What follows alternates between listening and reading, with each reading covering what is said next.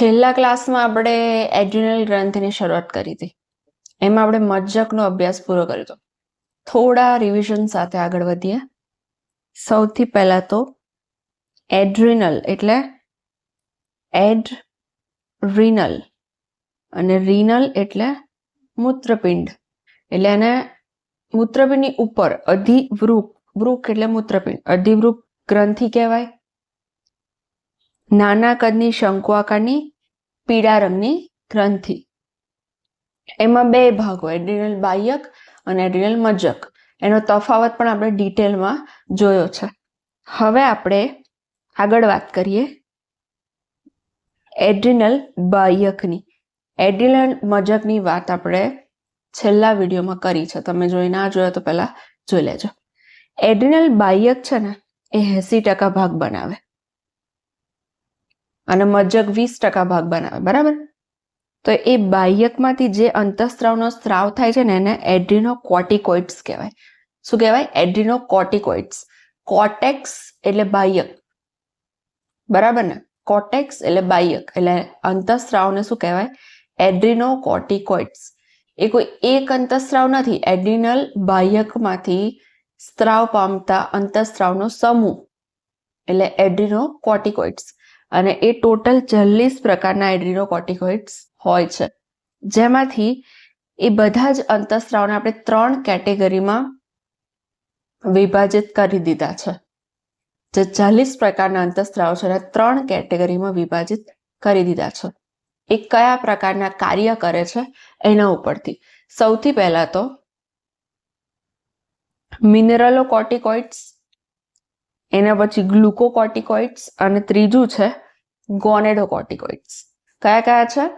મિનરલોકોર્ટિકોઇડ્સ, ગ્લુકોકોર્ટિકોઇડ્સ અને ગોનેડોકોર્ટિકોઇડ્સ.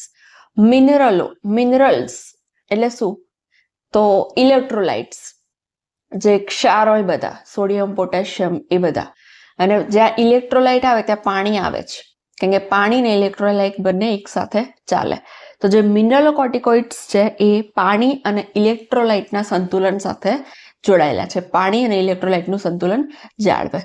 એના પછી જે ગ્લુકોકોર્ટિકોઇડ્સ છે, ગ્લુકો એટલે ગ્લુકોઝ એટલે કાર્બોદિત. એટલે કાર્બોદિતના ચયાપચય સાથે સંકળાયેલા છે. કાર્બોદિતના ચયાપચયનું નિયમન કરે. અને ત્રીજા જે છે ગોનેડોકોર્ટિકોઇડ્સ, આપણે પહેલા પણ કીધું, ગોનાડ્સ એટલે જનનપિંડ, એટલે જનનપિંડીય અંતઃસ્ત્રાવોના નિયમન કરે, બરાબર? આ મિનરલોકોર્ટિકોઇડ્સ કોઈ એક અંતઃસ્ત્રાવ નથી, એવા બધા જ અંતઃસ્ત્રાવનો સમૂહ છે કે જે પાણી અને ઇલેક્ટ્રોલાઇટના સંતુલન સાથે સંકળાયેલા છે. ગ્લુકોકોર્ટિકોઇડ્સ કોઈ એક અંતઃસ્ત્રાવ નથી, બધા જ અંતઃસ્ત્રાવનો સમૂહ છે જે કાર્બોદિતના ચયાપચય સાથે સંકળાયેલા છે. એવી જ રીતે ગોનેડોકોર્ટિકોઇડ્સ એ કોઈ એક અંતઃસ્ત્રાવ નથી, એવા બધા જ અંતઃસ્ત્રાવનો સમૂહ છે જે જનનપિંડના અંતઃસ્ત્રાવોના નિયમન સાથે સંકળાયેલા છે. હવે આ ત્રણેય પ્રકારના અંતઃસ્ત્રાવો એ એડ્રિનલ બાહ્યકના 3 જુદા જુદા વિસ્તારમાંથી સ્ત્રાવ પામે. એડ્રિનલ બાહ્યકના 3 વિસ્તારો છે, એ મેં તમને અહીંયા બતાવ્યા છે. ધારો કે આપણે એડ્રિનલ ગ્રંથિનો છેદ લઈએ. એડ્રિનલ ગ્રંથિનો આપણે છેદ લઈએ તો આપણને આટલો ભાગ આપણને બાહ્યકનો મળે. બાહ્યક વધારે છે 80%, અને અત્યારે આપણે બાહ્યકનો જ અભ્યાસ કરવાનો છે. અને આ અંદર મજ્જક શરૂ થઈ જાય, એટલે મજ્જકની નજીકનો વિસ્તાર એટલે આ, અને બહારનો બોર્ડર તરફનો વિસ્તાર એટલે આ. અને એનું નામ શું છે? 3 ઝોન છે. ઝોન એટલે વિસ્તાર. ઝોના ગ્લોમેરુલોઝા, ઝોના ફેસિક્યુલેટા અને ઝોના રેટિક્યુલારિસ. ફરી એકવાર, ઝોના ગ્લોમેરુલોઝા, ઝોના ફેસિક્યુલેટા અને ઝોના રેટિક્યુલારિસ. હવે આજે 3 પ્રકારના અંતઃસ્ત્રાવની આપણે વાત કરીએ. 3 અલગ અલગ વિસ્તાર દ્વારા સ્ત્રાવ પામે. તો એ આપણે ડિટેલમાં જોઈએ. એ બહુ જ અગત્યનું છે. એમાંથી તમને સીધા જ MCQ પૂછાય છે. સૌથી પહેલું ઝોના ગ્લોમેરુલોઝા. તો એમાંથી મિનરલોકોર્ટિકોઇડ્સ પ્રકારના અંતઃસ્ત્રાવનો સ્ત્રાવ થાય છે. કયા પ્રકારના અંતઃસ્ત્રાવ? મિનરલોકોર્ટિકોઇડ્સ, જે પાણી અને ઇલેક્ટ્રોલાઇટના સંતુલન સાથે જોડાયેલા છે. અને એમાંનો એક મહત્વનો અંતઃસ્ત્રાવ, મેં તમને પહેલા જ કીધું, મિનરલોકોર્ટિકોઇડ્સ એ કોઈ એક અંતઃસ્ત્રાવ નથી, આખા અંતઃસ્ત્રાવનો સમૂહ છે. અને એમાંનો એક મહત્વનો મુખ્ય અંતઃસ્ત્રાવ છે આલ્ડોસ્ટેરોન. બરાબર, તમને પૂછાય તો તમે યાદ રાખજો. હવે આલ્ડોસ્ટેરોન છે, હવે એના કાર્યો જોઈએ મિનરલોકોર્ટિકોઇડ્સના. તો એ છે ને, સૌથી પહેલા તો મૂત્રપિંડ નલિકામાં પાણી અને Na+નું પુનઃશોષણ કરાવે. એની સાથે K+ અને ફોસ્ફેટનો સ્ત્રાવ કરે. દેહ જળમાં ઇલેક્ટ્રોલાઇટનું પ્રમાણ જાળવે અને આશ્રુતિ દાબ અથવા તો રુધિર દાબ પણ જાળવે. પાણી અને ઇલેક્ટ્રોલાઇટનું સંતુલન કરે એટલે આશ્રુતિ અને રુધિર દાબ ઓટોમેટિક જળવાશે. હવે જો આ મિનરલોકોર્ટિકોઇડ્સનું અસંતુલન થાય તો ખામી સર્જાય. એમાં એક ખામી તમને આપેલી છે, જો મિનરલોકોર્ટિકોઇડ્સની ઉણપ સર્જાય, પૂરતા પ્રમાણમાં સ્ત્રાવ ના પામે, તો એડિસન્સ ડિસીઝ નામનો રોગ થાય. કયો રોગ? એડિસન્સ ડિસીઝ. અને એમાં શું થાય? તો એમાં કાર્બોદિતના ચયાપચયમાં ફેરફાર થાય અને અતિશય નબળાઈ અથવા તો થાક લાગે. શું થાય? કાર્બોદિતના ચયાપચયમાં ફેરફાર અને અતિશય નબળાઈ અથવા તો થાક લાગે. ફરી એકવાર, ઝોના ગ્લોમેરુલોઝા, એમાંથી મિનરલોકોર્ટિકોઇડ્સ પ્રકારના અંતઃસ્ત્રાવનો સ્ત્રાવ થાય, જેમાં મુખ્ય છે આલ્ડોસ્ટેરોન. એનું કાર્ય શું? તો મૂત્રપિંડ નલિકામાં પાણી અને સોડિયમનું પુનઃશોષણ, ફોસ્ફેટ અને K+ નો સ્ત્રાવ. બીજું, દેહ જળમાં ઇલેક્ટ્રોલાઇટનું પ્રમાણ જાળવે, રુધિર દાબ અને આશ્રુતિ દાબ પણ જાળવે. હવે ખામી સર્જાય તો શું થાય? જો મિનરલોકોર્ટિકોઇડ્સ પૂરતા પ્રમાણમાં ન બને અથવા તો આલ્ડોસ્ટેરોનનો પૂરતો સ્ત્રાવ ના થાય, તો એની ઉણપથી એડિસન્સ ડિસીઝ નામનો રોગ થાય, જેમાં કાર્બોદિતના ચયાપચયમાં ફેરફાર થાય, જેનાથી માણસના અતિશય નબળાઈ અથવા તો થાક અનુભવાય. હવે બીજો વિસ્તાર જોઈએ, ઝોના ફેસિક્યુલેટા. કયો વિસ્તાર? ઝોના ફેસિક્યુલેટા. આમાંથી કયા પ્રકારના અંતઃસ્ત્રાવનો સ્ત્રાવ થાય છે? તો આમાંથી ગ્લુકોકોર્ટિકોઇડ્સ નામના અથવા ગ્લુકોકોર્ટિકોઇડ્સ પ્રકારના અંતઃસ્ત્રાવનો સ્ત્રાવ થાય. ગ્લુકોકોર્ટિકોઇડ્સમાં પણ મુખ્ય કયો છે? કોર્ટિઝોલ. કોર્ટિઝોલ તમે નામ સાંભળ્યું હશે વારંવાર. એને છે ને સ્ટ્રેસ હોર્મોન પણ કહેવાય. Stress hormone. જ્યારે તમારા શરીરમાં બહુ તણાવ હોય, વધારે પડતું સ્ટ્રેસ, ત્યારે આ અંતઃસ્ત્રાવ સ્રાવ પામે. અને એનાથી શું થાય? તો એનાથી છે ને ચરબીનો ભરાવો થાય. અમુક લોકો નહીં કહેતા સ્ટ્રેસના લીધે મારું વજન વધી જાય છે, સ્ટ્રેસના લીધે પેટ પર વધારે ચરબીનો જમાવટ થાય, તો એને સ્ટ્રેસ બેલી કહેવાય. બરાબર કે નહીં? એ બધી વસ્તુઓ તમે ડિટેલમાં ભણશો જ્યારે તમે ઉચ્ચ અભ્યાસ કરશો, આગળ તમે કોલેજમાં જશો ત્યારે. અત્યારે તમને યાદ રહે એટલે મેં તમને કીધું.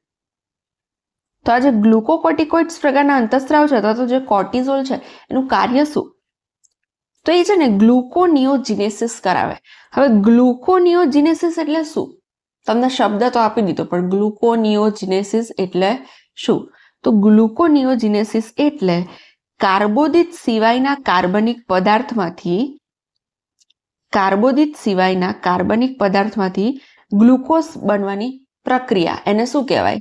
ગ્લુકોનિયોજિનેસિસ.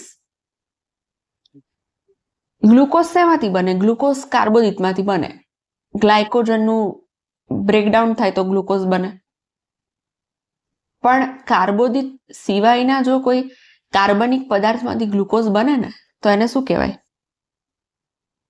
ગ્લુકોનિયોજિનેસિસ.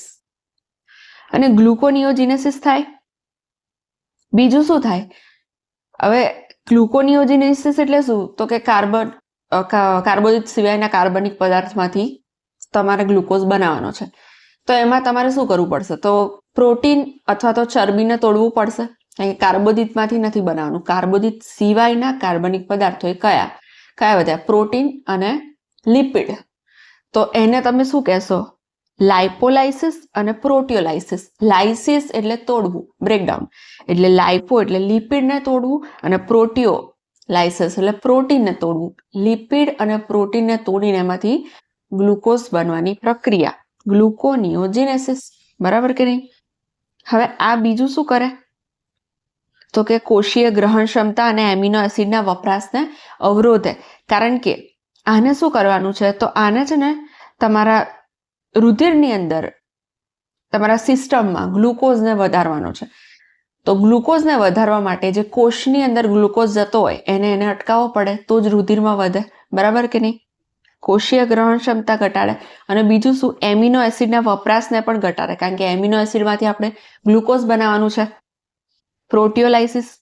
પ્રોટીન તૂટે તો શું બને? એમિનો એસિડ બને. એમાંથી પછી ગ્લુકોઝ બનાવવાનું. કઈ પ્રક્રિયા દ્વારા? ગ્લુકોનિયોજિનેસિસ. બીજું, હૃદય પરિવહન તંત્રની જાળવણી કરે. મૂત્રપિંડના કાર્યની જાળવણીમાં પણ મદદ કરે. અને બીજું એક મહત્વનું, ઇન્ફ્લેમેટરી અસર. ઇન્ફ્લેમેશન એટલે શું? ઇન્ફ્લેમેશન એટલે સોજો અને બળતરા. તમને કોઈ જોરથી કોઈ મુક્કો માર્યો હોય તો તમારા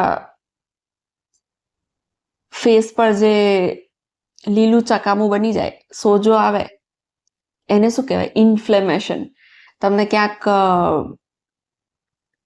ફેસ પર ખીલ થયા હોય તો એ કેવું લાલ લાલ થઈ જાય ને એ ભાગ, એને શું કહેવાય? ઇન્ફ્લેમેશન.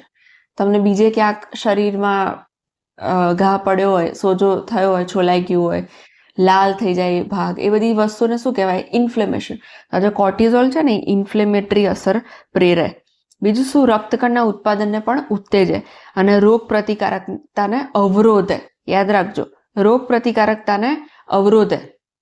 ફરી એકવાર જોઈએ, ઘણા બધા કાર્યો છે. બરાબર? ભૂલી ના જતા તમે. મેં સરસ તમારા માટે રંગીન નોટ્સ તૈયાર કર્યા છે, તમને યાદ રહી જાય. ઝોના ફેસિક્યુલેટા, એમાંથી કયા પ્રકારના અંતઃસ્રાવનો સ્રાવ થાય? ગ્લુકોકોર્ટિકોઇડ્સ. અને એમાં મુખ્ય છે કોર્ટિઝોલ. એનું કાર્ય શું છે? તો એનું કાર્ય છે ગ્લુકોનિયોજિનેસિસ. ગ્લુકોનિયોજિનેસિસ એટલે શું? તો કાર્બોદિત સિવાયના કાર્બનિક પદાર્થમાંથી ગ્લુકોઝ બનવાની પ્રક્રિયા એટલે ગ્લુકોનિયોજિનેસિસ. તો હવે કાર્બોદિત સિવાયના કાર્બનિક પદાર્થમાંથી બનાવવાનું છે. તો શેમાંથી બનાવશે? કાં તો લિપિડમાંથી, કાં તો પ્રોટીનમાંથી. લિપિડમાંથી બનાવે તો એને લાઇપોલાઇસિસ કહેવાય, અને પ્રોટીનમાંથી બનાવે તો એને પ્રોટીયોલાઇસિસ કહેવાય. હવે ગ્લુકોઝ તમારે સિસ્ટમમાં વધારવો છે તો કોષમાં ઘટાડવો પડશે અને એમિનો એસિડનું વપરાશને પણ ઓછો કરવો પડશે. પરિવહન તંત્ર, હૃદય પરિવહન તંત્ર, મૂત્રપિંડના કાર્યનું નિયંત્રણ કરે. ઇન્ફ્લેમેટરી અસર કરે. બીજું શું? રક્તકણના ઉત્પાદનને ઉત્તેજે. રક્તકણના ઉત્પાદનને ઉત્તેજે અને રોગ પ્રતિકારકતાને અવરોધે. બરાબર? હવે આમાં પણ તમને ખામી આપી છે કે જો કોર્ટિઝોલ વધી જાય, કોર્ટિઝોલ એટલે શું? Stress hormone. એ વધી જાય તો શું થાય? કોર્ટિઝોલનો વધુ પડતો સ્ત્રાવ તો તમને કુશિંગ સિન્ડ્રોમ નામની બીમારી થાય. એમાં શું થાય? તો શર્કરાનું પ્રમાણ વધી જાય. કારણ કે કોર્ટિઝોલ શું કરે છે? શર્કરા વધારે છે. બરાબર કે નહીં? એ ગ્લુકોનિયોજિનેસિસ કરાવે છે, લાઇપોલાઇસિસ, પ્રોટીયોલાઇસિસ કરીને ગ્લુકોઝ વધારે છે, કોષીય ગ્રહણ ક્ષમતાને પાછું ઓછું કરે છે, અને જે એમિનો એસિડ છે એનું વપરાશને બી ઘટાડે છે. એ બધાને એ શું કરે છે? એ બધામાંથી ગ્લુકોઝ બનાવીને તમારા શરીરમાં શર્કરાનું પ્રમાણ વધારી દે છે. સોડિયમ પોટેશિયમ ઘટે અને રુધિરનું દબાણ અને કદ બંને વધે. અને ચામડીની નીચે ચરબીના થર જામી જાય. ચહેરા, ગરદન અને હાથમાં સોજો આવે. બરાબર? શુગર વધે એટલે શું થાય? ચરબીનું થર જામી જાય ને. હવે ત્રીજું છે ઝોના રેટિક્યુલારિસ. ઝોના રેટિક્યુલારિસ એ કોના પર અસર કરે? એ છે ને ગોનાડ્સ એટલે તમારા જનનપિંડ પર અસર કરે. સ્ત્રી હોય તો અંડપિંડ, પુરુષ હોય તો શુક્રપિંડ. અને એમાંથી ગોનેડોકોર્ટિકોઇડ્સ પ્રકારના અંતઃસ્રાવનો સ્ત્રાવ થાય, જેમાં મુખ્ય છે એન્ડ્રોજેનિક સ્ટેરોઇડ પ્રકારના અંતઃસ્રાવ. જેમાં શું થાય? તો દ્વિતીય જાતીય ગૌણ લક્ષણોનો વિકાસ કરાવે. એ શું કરે?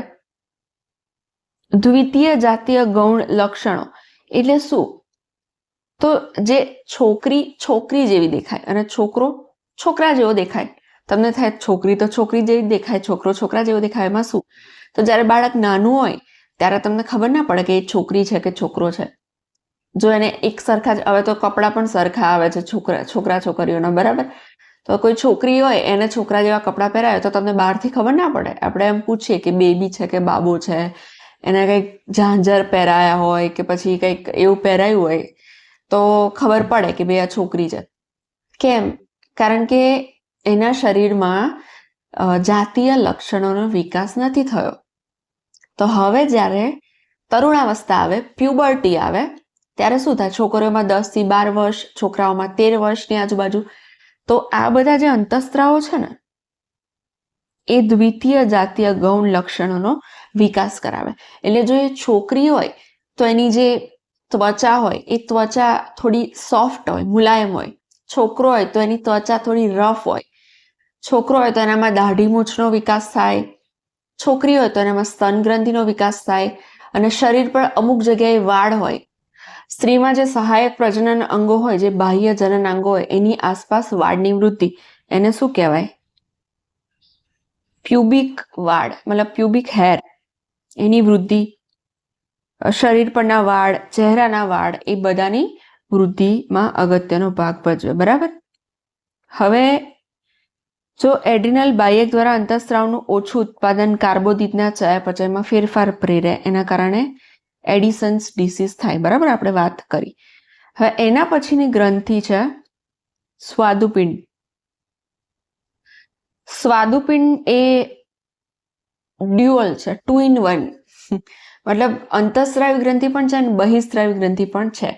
તમારામાં પાચન તંત્ર વાળું ચેપ્ટર કાઢી નાખ્યું છે. નાના ધોરણમાં તમે ભણ્યા હશો કે સ્વાદુપિંડમાંથી સ્વાદુ રસનો સ્ત્રાવ થાય અને એ પાચનમાં મદદ કરે. બરાબર? એનો બહિસ્ત્રાવી ભાગ થયો. મેં તમને પહેલા જ કીધું, અંતઃસ્રાવી ગ્રંથિ એટલે રુધિરની અંદર ઠાલવે પોતાનો સ્ત્રાવ, બહિસ્ત્રાવી ગ્રંથિ એટલે રુધિરની બહાર ઠાલવે.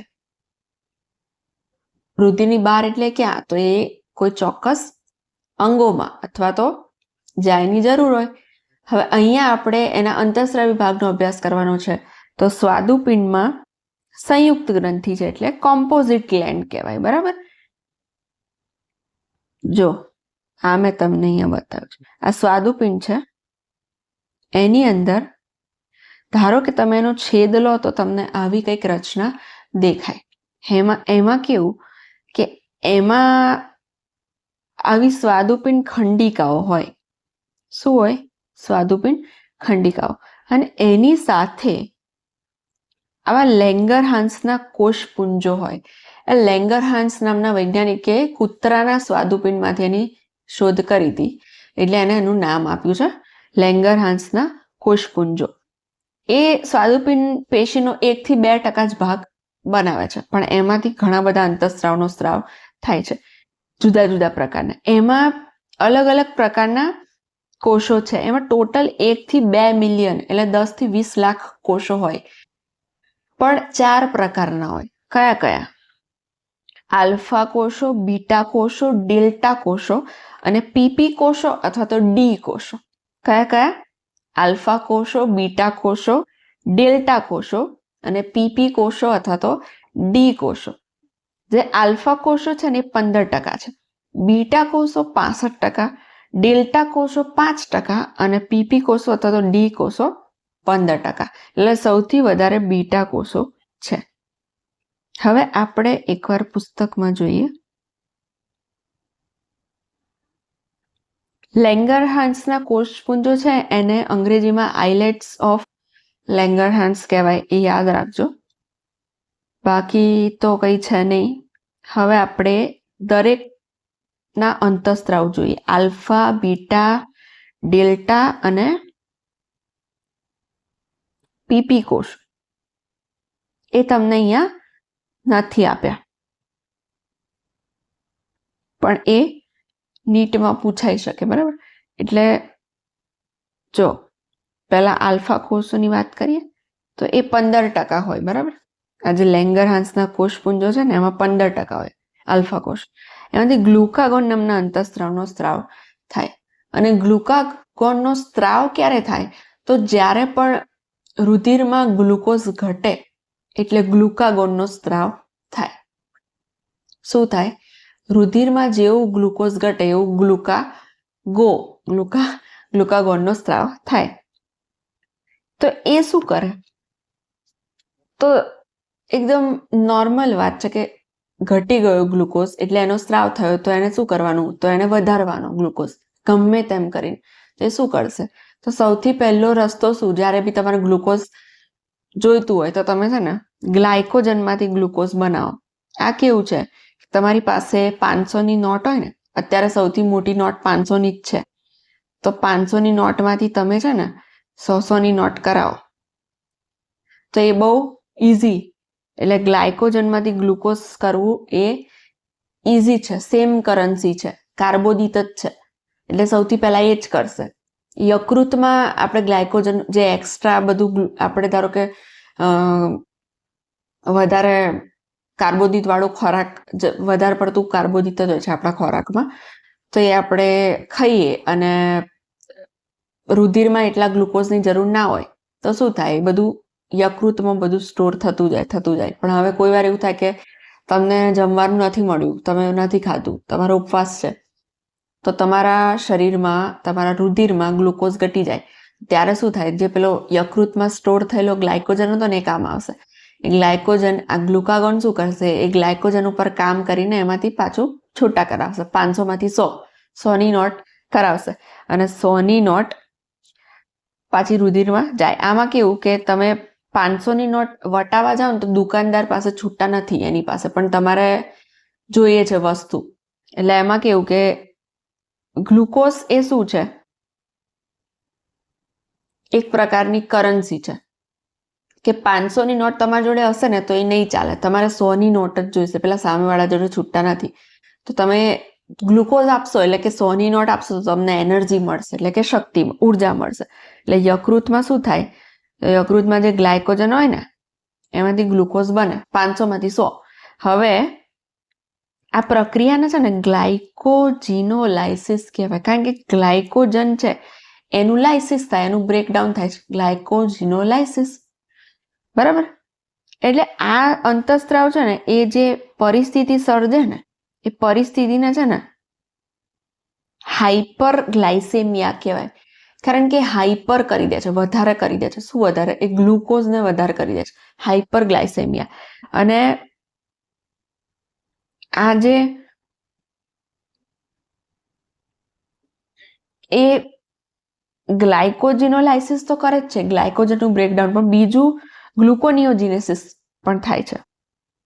એટલે એમાં શું થાય કે એ કોષમાં ગ્લુકોઝનું ગ્રહણ અને વપરાશને ઘટાડે, કારણ કે રુધિરમાં ગ્લુકોઝ વધારવાનો છે. બરાબર?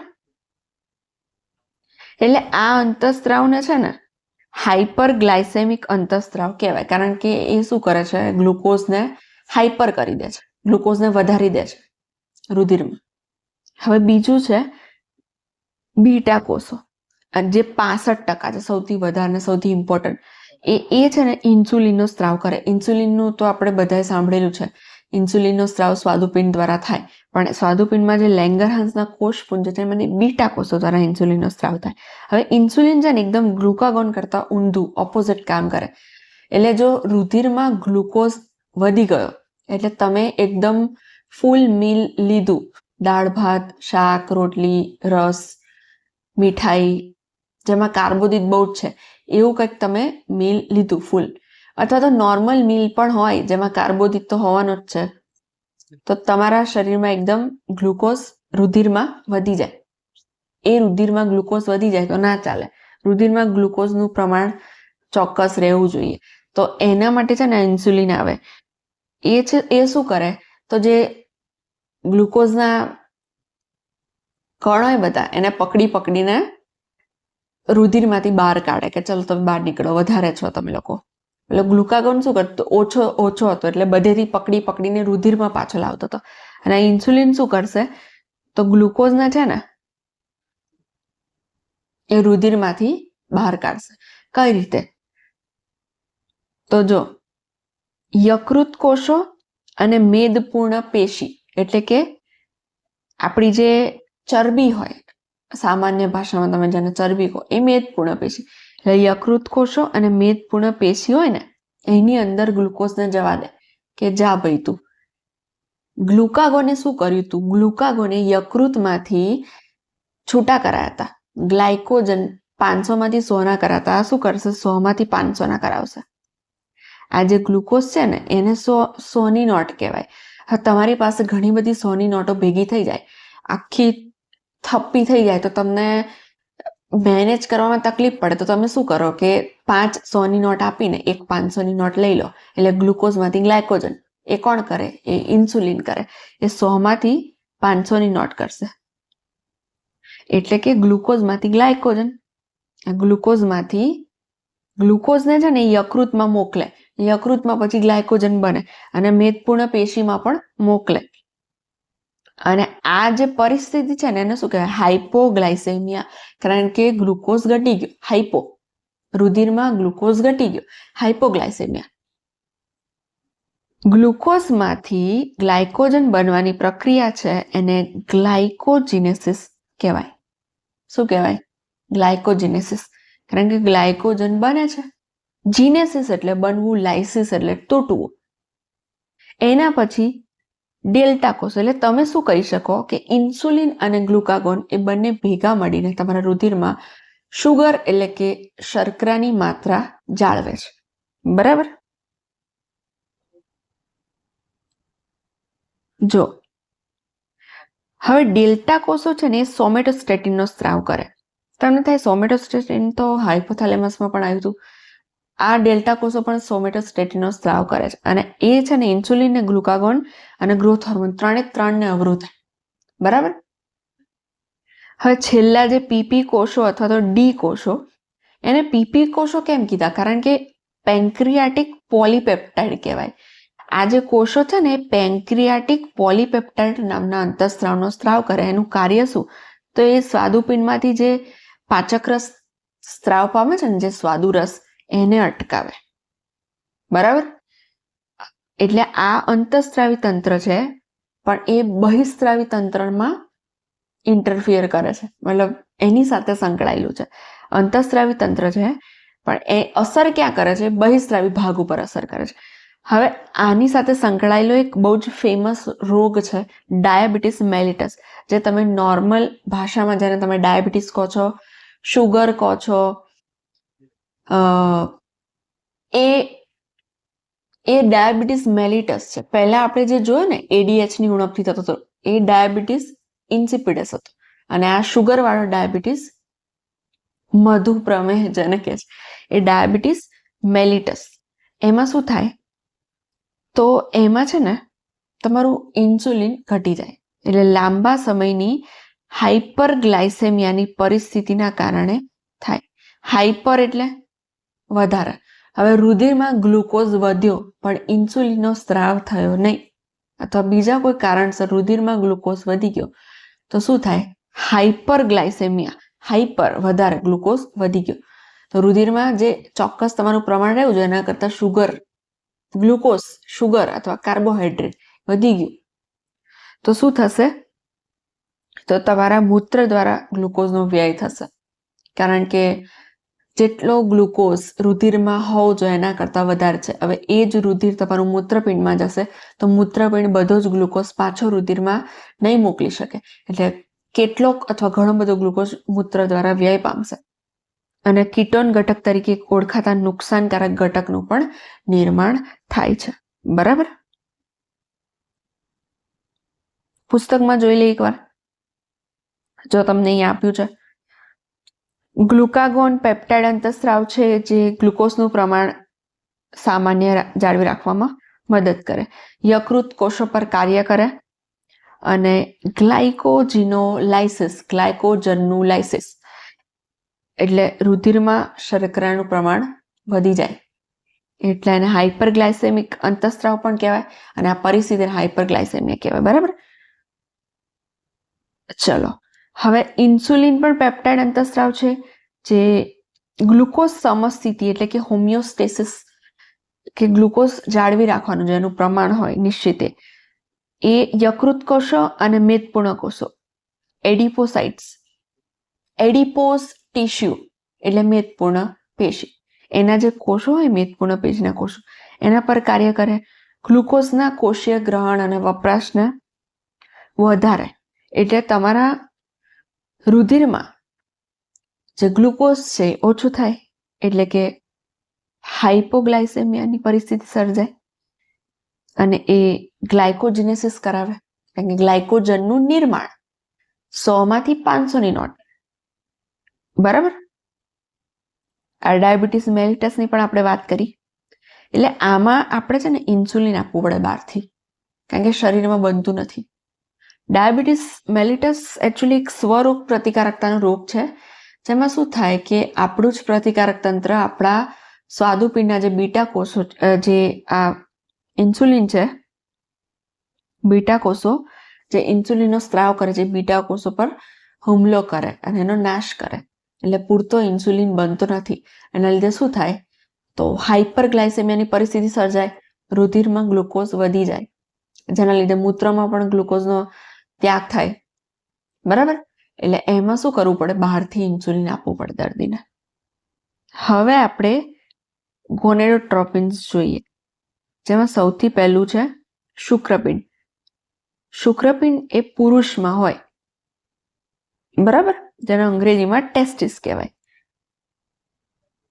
હવે આ જે શુક્રપિંડ છે ને એ વૃષણ કોથળીમાં છે, એટલે શરીરની બહાર છે. એનું કારણ પણ તમને આગળ આવશે 12મા ધોરણમાં, કે શુક્રકોષ જનન માટે જે તાપમાન જોઈએ તમારા શરીરના તાપમાન કરતા 2 થી 2.5 ડિગ્રી સેન્ટીગ્રેડ ઓછું જોઈએ, નહીંતર શુક્રકોષો મરી જાય. એટલે એના માટેનું એક અનુકૂલન છે કે વૃષણ કોથળી જે પુરુષમાં એ શરીરની બહાર છે, એટલે કે શરીરની બહાર નહીં, ઉદરની બહાર છે એમ, એટલે એનું તાપમાન ઓછું રહે. હવે શુક્રપિંડ છે એ મુખ્ય જાતીય અંગ, એટલે મુખ્ય પ્રજનન અંગ તો છે જ, શુક્રકોષોનું નિર્માણ કરે છે, ઉપરાંત એ જાતીય અંતઃસ્ત્રાવનું પણ નિર્માણ કરે છે. એટલે એને અંતઃસ્ત્રાવી ગ્રંથિમાં પણ આપણે ભણીએ છીએ, એમાં પણ એને સ્થાન આપ્યું છે, અંતઃસ્ત્રાવી ગ્રંથિ. બરાબર. જો અહીંયા તમને બધું લખેલું આપ્યું છે, જે હું તમને આકૃતિમાં બતાવીશ.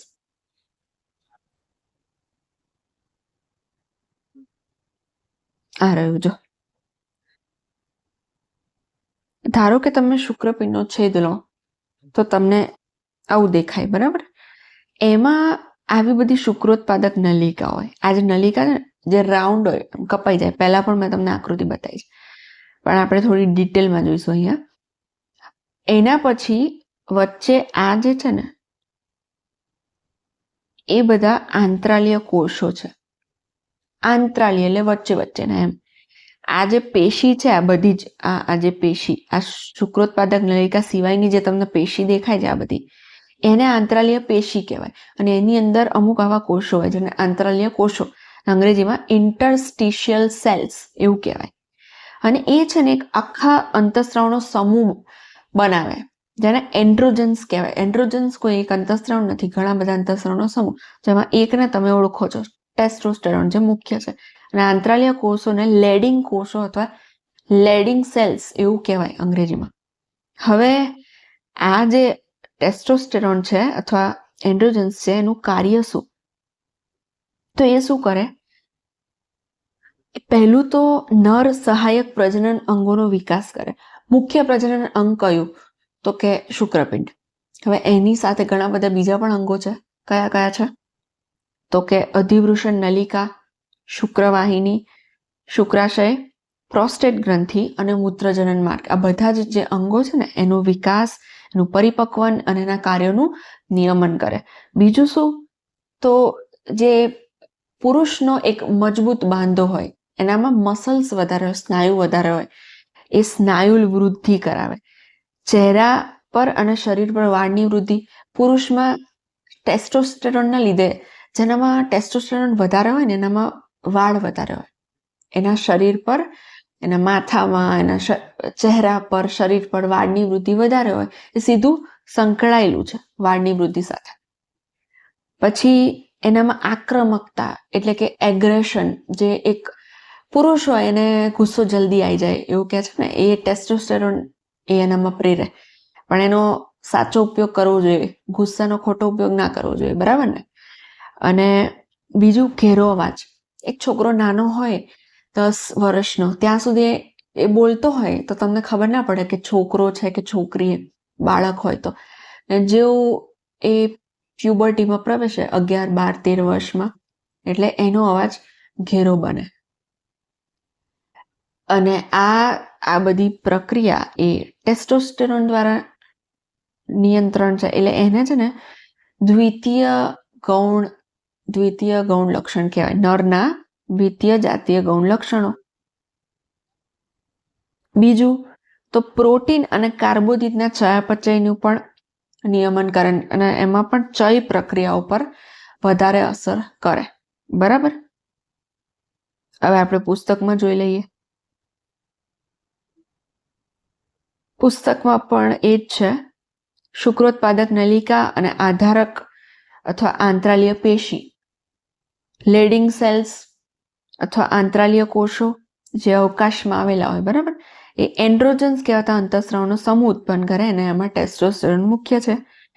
હવે નર સહાયક પ્રજનન અંગો, અધિવૃષણ નલિકા, શુક્રવાહિની, શુક્રાશય, પ્રોસ્ટેટ ગ્રંથિ, મૂત્રજનન માર્ગ વગેરેનો વિકાસ, પરિપક્વતા અને કાર્યોનું નિયમન કરે. આ બધા જ અંગો આપણે ડિટેલમાં ભણવાના છે 12મા ધોરણમાં, એટલે ચિંતા કરતા નહીં. હવે આ બધા જે લક્ષણો છે, સ્નાયુ વૃદ્ધિ, વાળની વૃદ્ધિ, આક્રમકતા, ઘેરો અવાજ, અને બીજું શું છે? શુક્રકોષ જનન. એ તો મુખ્ય કાર્ય છે શુક્રકોષ જનન. પ્રશુક્રકોષનું નિર્માણ, પછી મધ્યસ્થ ચેતાતંત્ર પર અસર કરે ને નરની જાતીય વર્તણૂક, એટલે કે લાઇબિડો. એટલે નરને જે માદા પ્રત્યે આકર્ષણ થાય એને લાઇબિડો કહેવાય, જે તમે સેક્સ્યુઅલ ડિઝાયર કહો છો, બરાબર? એના ઉપર પણ અસર કરે નર જાતીય વર્તણૂક. આ અંતઃસ્રાવ પ્રોટીન અને કાર્બોદિતના પર ચય, બરાબર? ઓકે. હવે અંડપિંડની વાત કરીએ. અંડપિંડ એ સ્ત્રીમાં હોય, એ પણ એક જનનપિંડ છે, એટલે એ પણ ગોનેડોટ્રોપિનનો સ્ત્રાવ કરશે. આ રહ્યું અંડપિંડ, મસ્ત કલરફુલ આકૃતિ છે. હવે આ પણ આપણે ડિટેલમાં ભણવાનું છે, પણ આપણે અત્યારે અંતઃસ્રાવી ભાગની જરૂર છે, તો હું તમને એટલું અહીંયા કહીશ જે તમને પુસ્તકમાં આપ્યું છે. સૌથી પહેલા તો આ છે ને, આ બધી ચેતાઓ છે અને આ બધી રુધિરવાહિની છે અને આ ચેતાઓ છે. હવે અંડપિંડમાં કેવું હોય તો જુદા જુદા સ્ટેજ હોય. જે અંડકોષ બને ને એના જુદા જુદા સ્ટેજ હોય. પહેલા એની અંડપુટિકાઓ બને. શું બને? અંડપુટિકા. એમાં કેવું હોય? પ્રાથમિક પુટિકા હોય, દ્વિતીયક હોય, તૃતીયક હોય. ધારો કે તમને અહીંયા આપેલું છે ઉદરમાં, અંડપિંડ ઉદરમાં છે અને જે શુક્રપિંડ છે ઉદરની બહાર. એક જોડ માદામાં અંડપિંડ એ મુખ્ય જાતીય અંગ છે. ઋતુચક્ર દરમિયાન એક અંડકોષ ઉત્પન્ન કરે.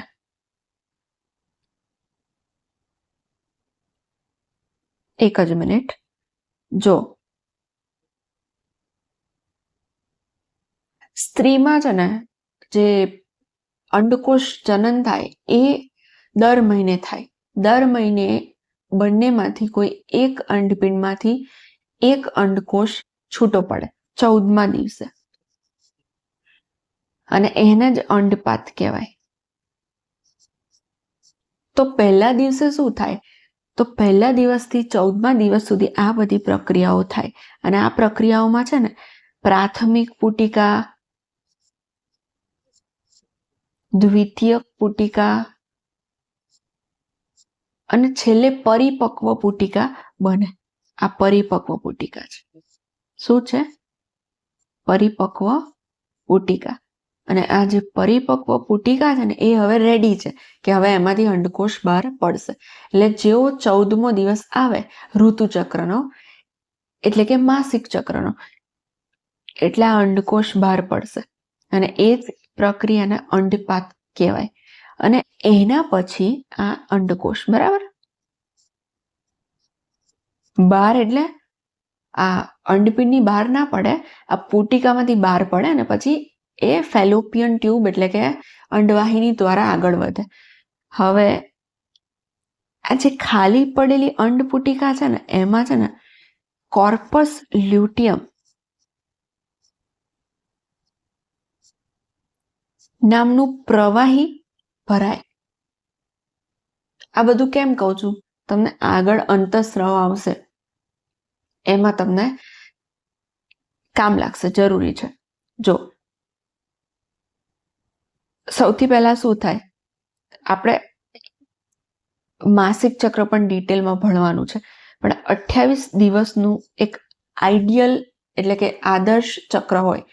દરેકને 28 દિવસનું ના હોય, એ 25 થી 35 સુધી હોઈ શકે, આજુબાજુ પણ હોઈ શકે. પણ 28 દિવસનું જે આદર્શ માસિક ચક્ર છે એમાં શું, તો 14મા દિવસે છે ને અંડપાત થાય અને 14 દિવસની પહેલા એટલે કે પહેલા દિવસથી લઈને 13મા દિવસ સુધી આ બધી પુટિકા બને, પ્રાથમિક, દ્વિતીયક, તૃતીયક, પરિપક્વ, બરાબર. અને પછી શું થાય, તો આ જે કોર્પસ લ્યુટિયમ છે એ બને. હવે જે બે અંતઃસ્રાવ છે ને, ઇસ્ટ્રોજન અને પ્રોજેસ્ટેરોન, એમાં જે ઇસ્ટ્રોજન છે ને એ 14મા દિવસની પહેલા બને. એ શેમાંથી બને, તો એ છે ને અંડપુટિકાઓમાંથી બને, આ બધી અંડપુટિકાઓમાંથી. આમ તો એક જ અંડપુટિકા હોય પણ એના અલગ અલગ સ્ટેજ છે, એટલે વિકાસ પામતી અંડપુટિકામાંથી ઇસ્ટ્રોજન બને. અને જેવું આ અંડકોષ બહાર પડે અને આ જે ખાલી પડેલી અંડપુટિકા વધે, એની અંદરથી કોર્પસ લ્યુટિયમ એ પ્રોજેસ્ટેરોન બનાવે. પ્રોજેસ્ટેરોન એમાંથી એ કોર્પસ લ્યુટિયમમાંથી પ્રોજેસ્ટેરોન બને, બરાબર. જો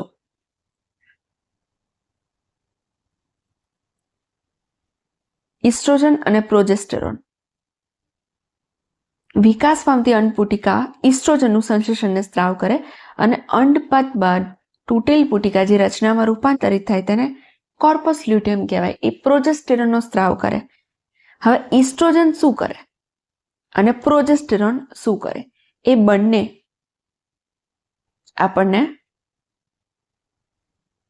આપ્યું છે. તો ઇસ્ટ્રોજન છે ને ક્યાં ગયું, અરે ઇસ્ટ્રોજન માદા જાતીય ગૌણ લક્ષણોનો વિકાસ કરે. હવે તમને ખબર છે જાતીય ગૌણ લક્ષણો એટલે શું? જે પુરુષને પુરુષ બનાવે ને સ્ત્રીને સ્ત્રી બનાવે એને જાતીય ગૌણ લક્ષણ કહેવાય. કે છોકરી છોકરી જેવી લાગે, છોકરો છોકરા જેવો લાગે. ખબર પડી? એમાં કેવા લક્ષણો હોય, તો આમાં છે જો તીણો અવાજ, એ છોકરી નાની હોય ને ત્યારે એનો અવાજ નોર્મલ હોય, એમ બાળકોનો અવાજ સરખો હોય. પછી જેવું 10 વર્ષની 11 વર્ષની એનો અવાજ થોડો તીણો હોય, છોકરાનો થોડો ઘેરો હોય. એ પછી